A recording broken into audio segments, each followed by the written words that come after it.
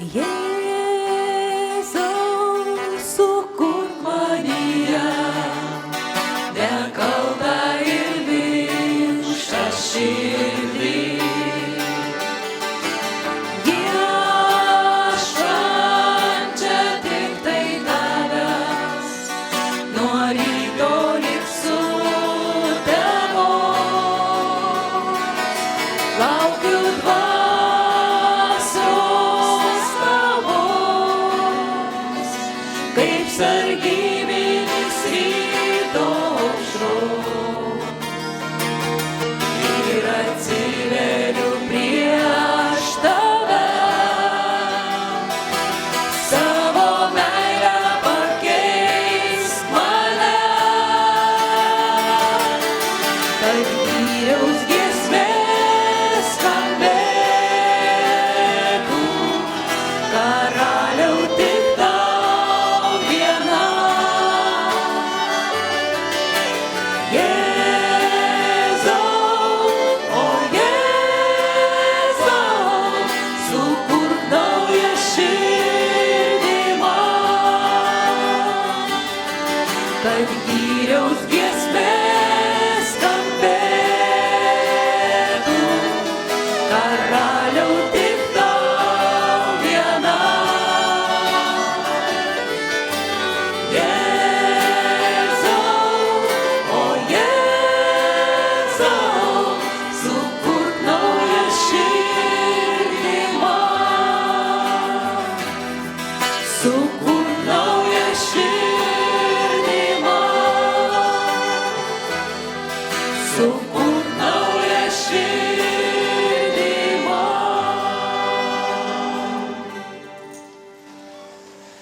Vardan Dievo Tėvo ir Sūnaus ir Šventosios Dvasios.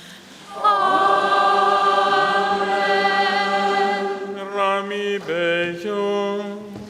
Ir tau, ganytojau. Kristus prisikėlė. Iš tiesų prisikėlė. Švenčiam Velykas. Toliau ir atvelykų ateinantį rytoj Dievo gailestingumo sekmadienį. Man iš Vilniaus atvažiavant čia trūksta vieno paveikslo.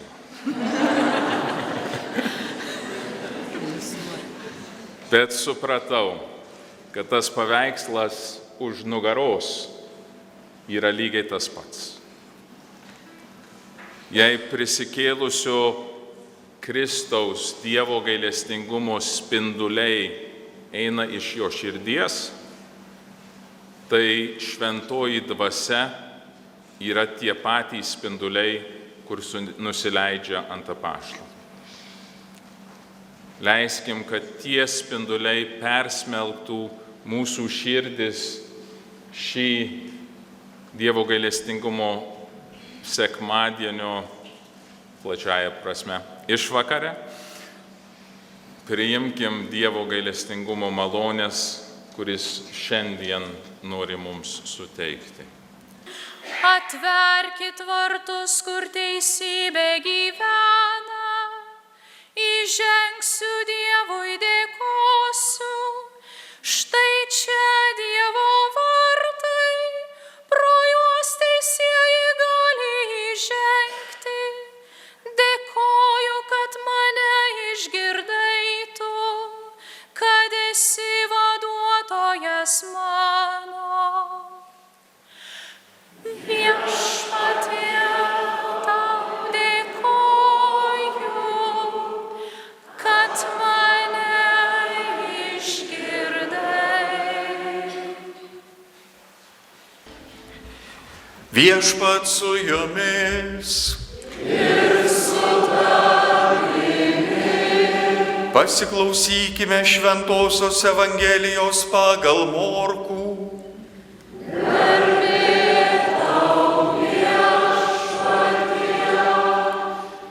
Prisikėlęs anksti rytą, pirmąją savaitės dieną, Jėzus pirmiausia pasirodė Marijai Magdalietei, iš kurios buvo išvaręs 7 demonus. Ji nuėjusi pranešė jo bičiuliams, kurie gedėjo ir verkė. Tie išgirdę, kad jis gyvas ir kad ji pati jį mačiusi, netikėjo. Paskui Jėzus pasirodė dviem iš jų kelyje į kaimą, tačiau kitokiu pavidalu. Ir šitie sugrįžę paskelbė visiems kitiems, bet ir jais anie netikėjo. Galop pasirodė visiems 11, kai jie sėdėjo už stalo. Priekaištavo jiems už netikėjimą ir širdies kietumą, kad netikėjo tais, kurie buvo matę jį prisikėlusį. Ir jis tarė jiems: eikite į visą pasaulį ir skelbkite Evangeliją visai kūrinijai. Girdėjote Viešpaties žodį. Šlovė tau, Kristau.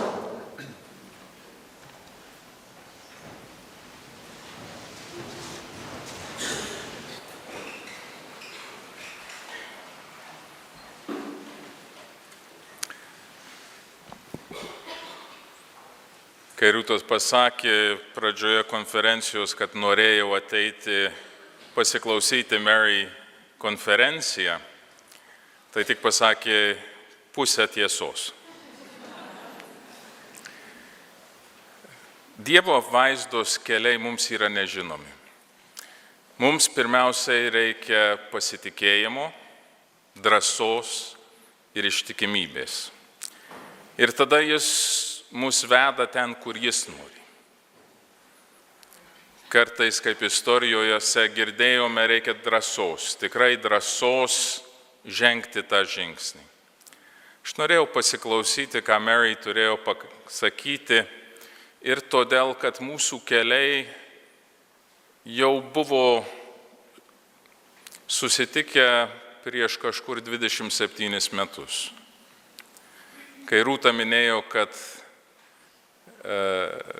jos buvo susitikę Stūbinvilyje, tai aš, būdamas studentas Stūbinvilyje, ramiai savo bendrabūtį, besimokydamas ar laiką praleisdamas, sulaukiau skambučio iš studijų prefekto studentų vicedirektoriaus, sekretorės, kur jis buvo Mary tėvas, Nick Healy, tuo metu. Ir telefono skambutis žinia buvo maždaug tokia: tu esi vienintelis lietuvis, kur mes čia turim Stūbinvilyje, ir iš niekur nieko atsirado 3 lietuviai iš Lietuvos. Prašau, ateik ir mums padėti juos užimti. Ir taip susipažinau su Rūta, su Dalia ir su Justinu, kurie tuo metu ten buvo, ir gan gerai pažinojau ir Healy šeimą. Tai čia iš seno 27 metus nesimatę, tai pagalvojau, reikia pasinaudoti progą ir pasiklausyti.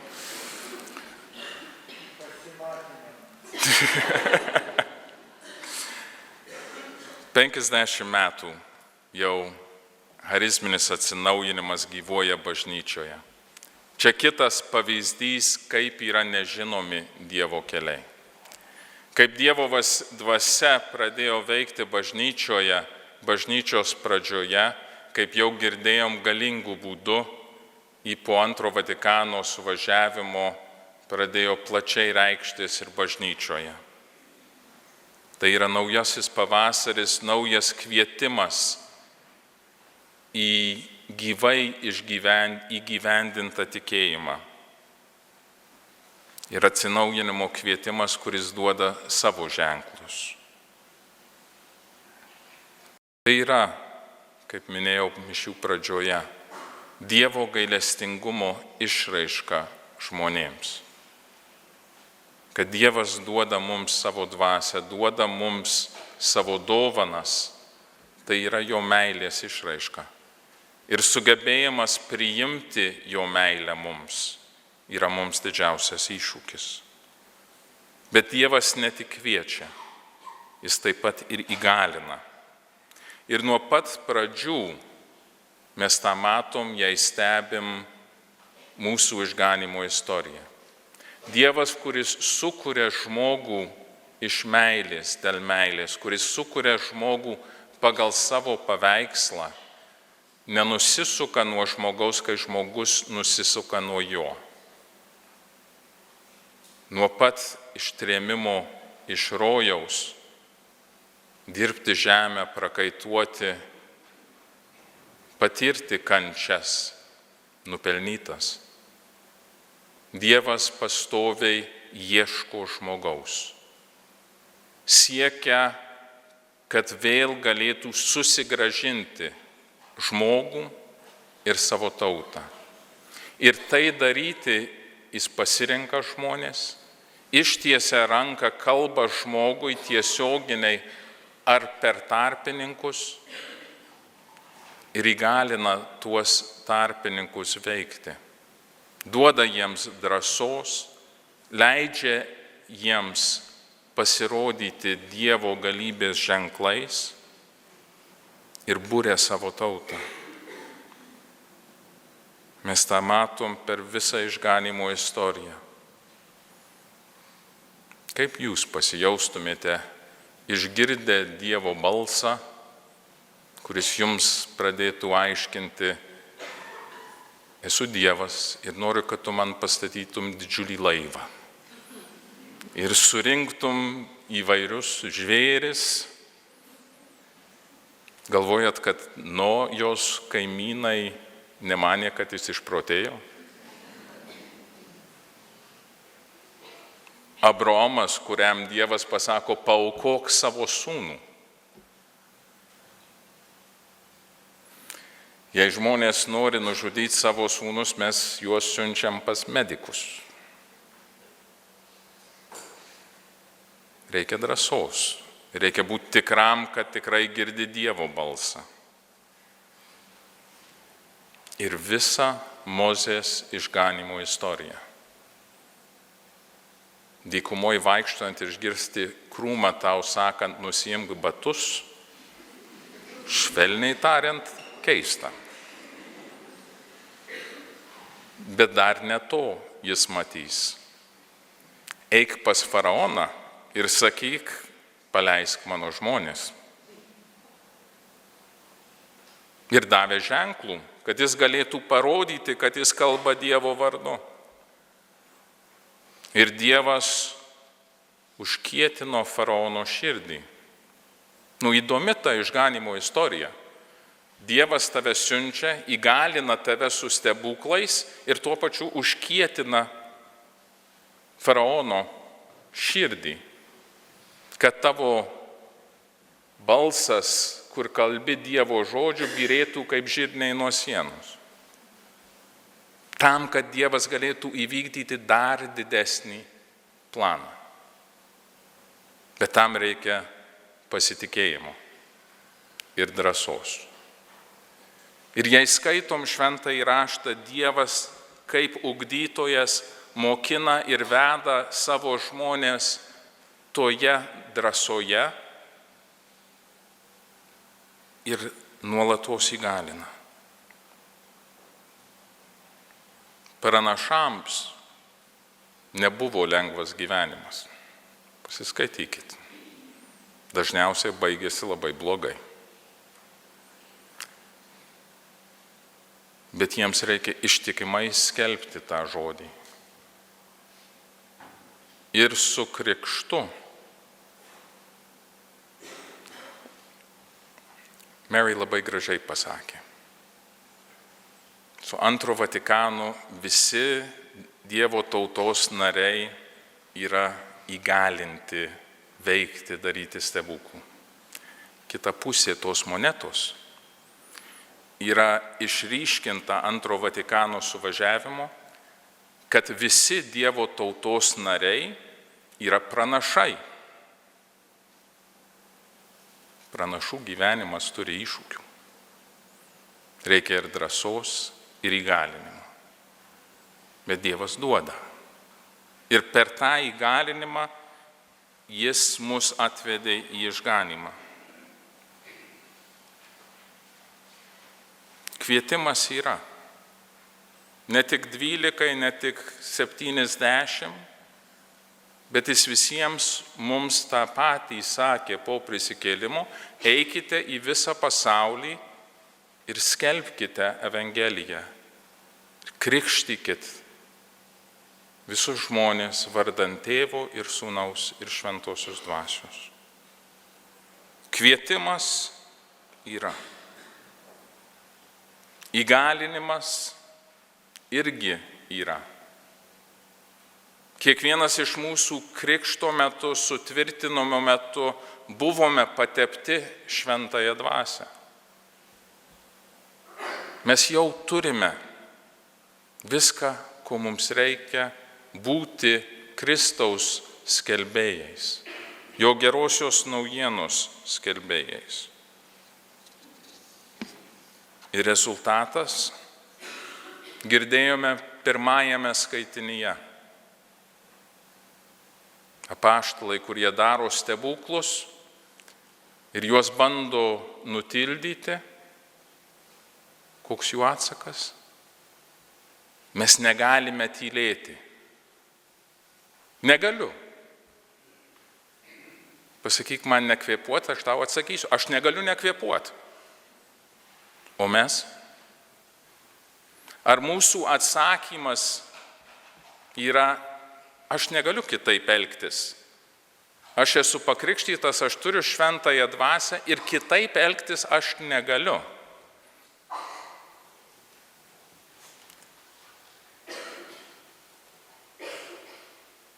Ar mes esam savo širdyse toj vietoj? Ar tas atsakymas iš mūsų širdžių kyla? Ar mes atrandam 100 priežasčių, kodėl negaliu kalbėti?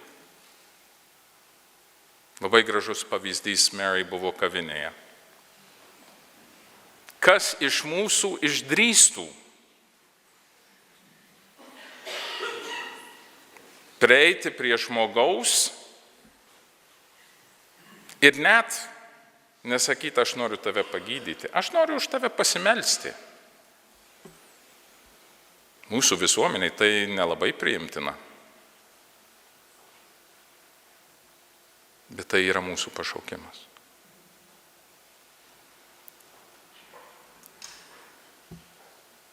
Turime leisti Šventajai Dvasiai veikti mumyse.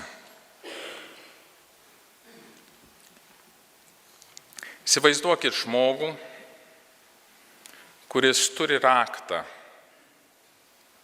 kurį laiko savo kišenėje. Ir žino, kad tas raktas atidaro didžiulį seifą, kuriame yra didžiausi turtai, milijardais.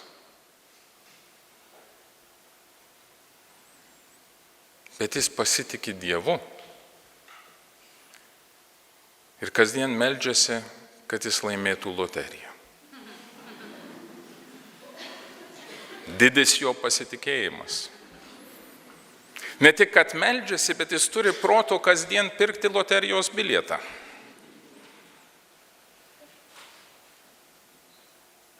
O pasiimti iš kišenės raktą ir atidaryti seifą ir pasiimti pinigus, kur jam jau yra paskirti ir palikti, jis nesugeba. Mums jis atrodo ir varganas žmogus, juokingas, apgailėtinas. Bet kiek mes jame galim matyti savyje? Mumyse yra užrakintos Dievo malonės galios. Mes galim norėti pakeisti pasaulį, bet nei mes neatrakinam to seifo, kuriame viešpaties dovanos, jos malonės yra užrakintos, mes galim melstis, kiek mes norim. Ir didis bus mūsų tikėjimas, kad laimėsime kada nors tą didžiulę loteriją. Bet viskas jau yra jūsų širdyse.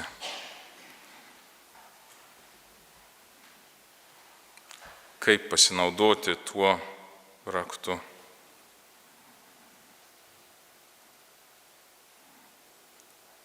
Iš tikrųjų, tos dovanos, jei mes kalbam apie Šventąją Dvasią, yra Dievo meilė. Ir jei užrakinam meilę savyje, ką mes turim, savimeilę. Ir nedaugiau. O savimeilė ilgainiui pradeda veikti prieš mus. Ir jei pasižvelgsite, savimeilė nėra meilė. Net šventoji trejybėj Dieve yra 3 asmenys, kad galėtų vienas kitą mylėti. Ne Jėzus pats, ne šventoji dvasia pati ir ne Dievas tėvas pats. Mūsų prašymas Viešpaties yra, kad padėtų mums atidaryti tą, ką mes jau nešiojame savyje ir išleisti. Mes turime daugybę pavyzdžių tų žmonių, kur jau tą yra padarę. Mes juos vadinam šventuosius, ypač tuos ryškesniuosius. Jau minėtas šventas Pranciškus Saveras, bet ir Pranciškų, jei atsimenu, minėjau. Ignacas Lojola. Šventoji Teresė iš Kalkutos irgi darė didžiulius stebuklus, nes jinai atvėrė savo širdį ir leido šventai dvasiai veikti per ją. Ir jei apie šventosios dvasios dovanas kalbama, nepamirškime tėvo Pijaus. Žinojimo dovana, gydymo dovana, bilokacijos dovana. Kokia pagunda man melstis tos dovanos.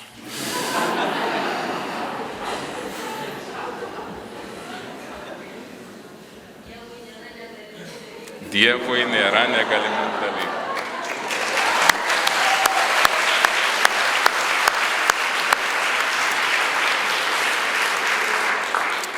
Bet žinokit, sakiau pagunda, todėl kad kai meldiesi ir gauni, tos dovanos turi ir savo kryžių. Galime žiūrėti į tėvą Pijų. Kokį kryžių jis nešė per gyvenimą. Dovanos su kryžium. Visada ir neatskiriamos. Ir negaliu šiandien paminėti, jei kalbam apie kryžių ir būsimą palaimintą į Teofilių. Tai yra iš mūsų tarpo pavyzdys, ką reiškia iš tikrųjų priimti šventosios dvasios malonės gyvenime ir priimti Dievo valią, Dievo apvaizdą ten, kur jinai veda. Sugebėti rodyti artimo meilę ir evangelizuoti žmonės iš tautos, kuri tave pasodino į kalėjimą, ir grįžti vėl evangelizuoti tuos žmonės iš tautos, kuri tave pasodino į kalėjimą. Sugebėti artimo meilės darbus daryti kalėjime, kai pats neturi ką valgyti ir daliniesi savo duoną. Tai yra šventosios dvasios veikimas konkrečiam asmenyje.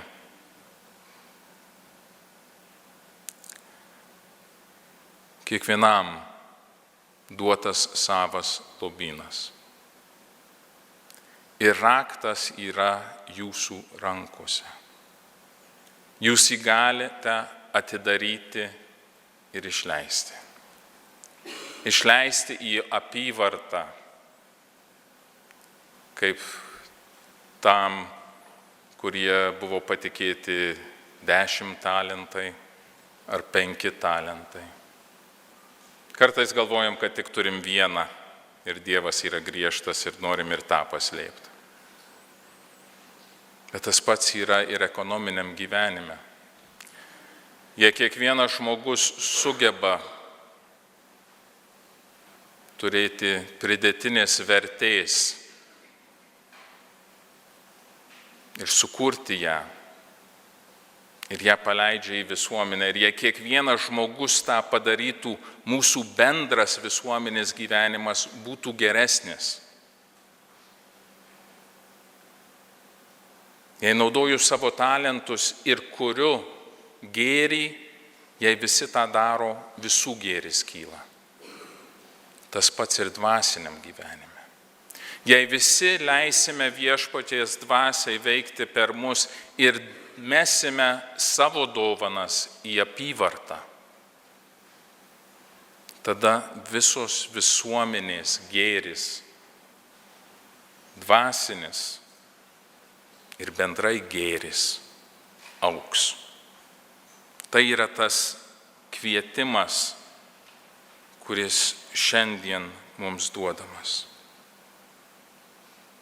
Kuo daugiau mes atidarom savo lobynus, tuo geriau visi, visa bažnyčia ir visa visuomenė, kurią pasiekia ta geroji naujiena, gyvena. Atverkime savo dvasios saugyklas. Leiskime šventosios dvasios dovanoms veikti, nes paleistos į apyvartą jos dauginasi. Jei aš paliečiu 10 žmonių ir jie paliesti šventosios dvasios eina ir kiekvienas dar 10, paliečiam visuomenę. Ta ir Viešpats turėjo omeny, kai sakė, eikite į visą pasaulį ir skelbkite gerąją naujieną. Šiandien ir ypač šiais metais leiskime tam dvasios tsunamiui atnaujinti mus ir per mus visą pasaulį. Amen.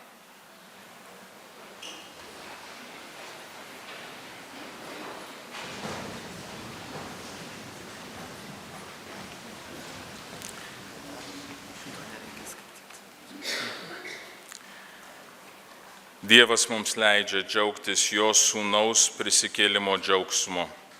Dėkodami už katalikų charizminį atsinaujinimą, šaukimės jo, kad atsiųstų mums dvasią guodėją ir išklausytų mūsų prašymus.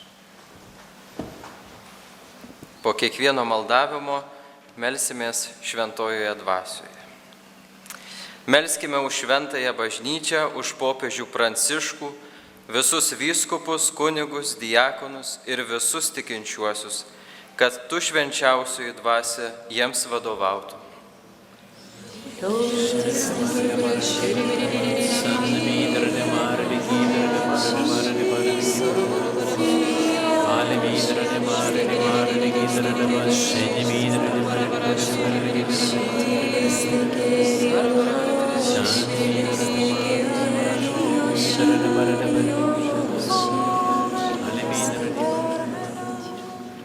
Meldžiame už visus kenčiančius ir nerandančius ramybės, už visai bandomus bei tuos, kurie prarado džiaugsmą, kad būtų išvaduoti iš visokio sielvarto, pykčio ir nepritekliaus.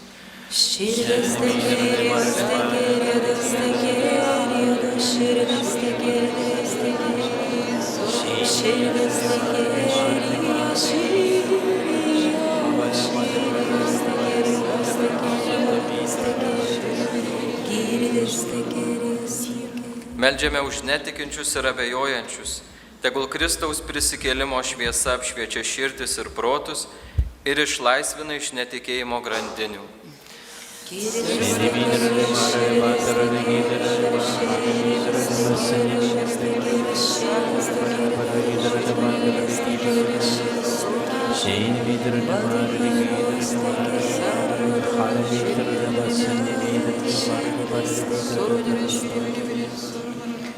Melskime už Lietuvos ir pasaulio charizminį atsinaujinimą, už šlovintojus, rekolekcijų vedėjus, bendruomenių vadovus bei narius, tegul kiekviena bendruomenė atspindės bei skleis viešpaties artumą ir džiaugsmą.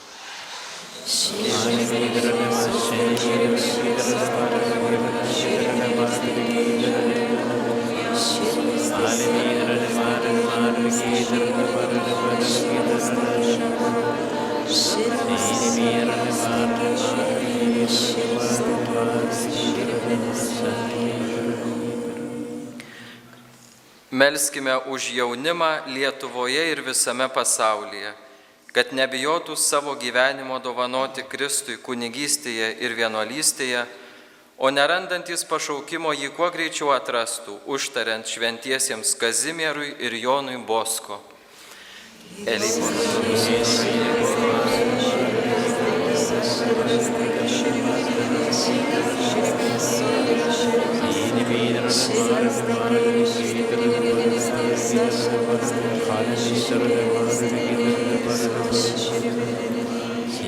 Melskime už visus mirusius, tegul Kristaus prisikėlimo šviesa nutvieskia juos amžinybėje.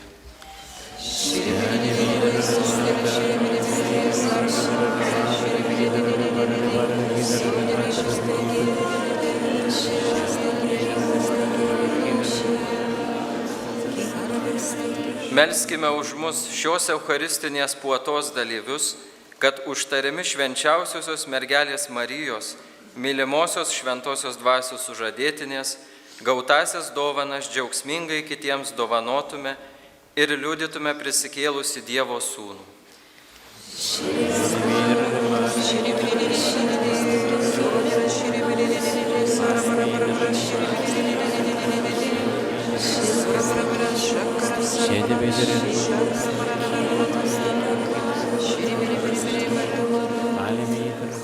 Dėkokime Viešpačiui už 50 metų, kuriais krikščionys džiaugiasi charizminiu judėjimu visame pasaulyje. Šventoji dvasia, dėkojame tau ir prašome, vadovauk mums.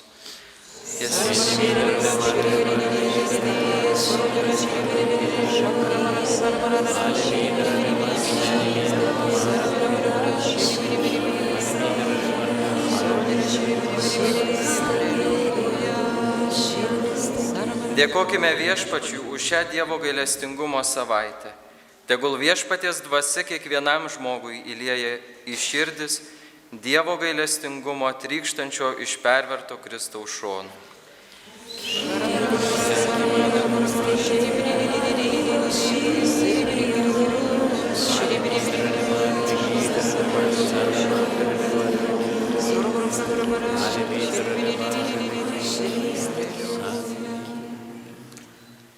Dieve, pasitikėdami, pavedam tau savo prašymus ir meldžiame, kad tavo prisikėlimo džiaugsmas ir tavo gailestingumas lydėtų mus ir perkeistų mūsų širdis. Tu gyveni ir viešpatauji per amžius. Amen.